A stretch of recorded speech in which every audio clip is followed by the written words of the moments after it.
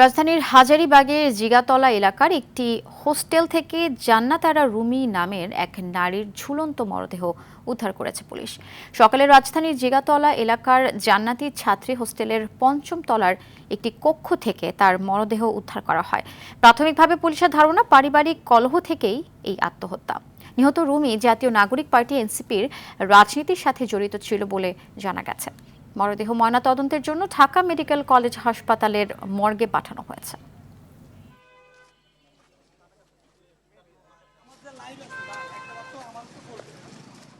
Cigarette একটা এটাই কইছে যে একজন লোক আইছিল, উপরে বেলে ঝগড়া লাগছে মহিলারা হোস্টেলে।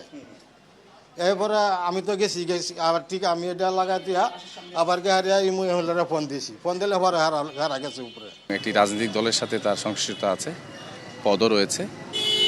পারিবারিক কলহ বা পারিবারিক বিভিন্ন বিষয় নিয়ে কিছুদিন ধরেই তিনি হতাশাগ্রস্ত ছিলেন। হতাশা থেকে এই ধরনের ঘটনা ঘটেছে বলে আমরা প্রাথমিকভাবে ধারণা করছি।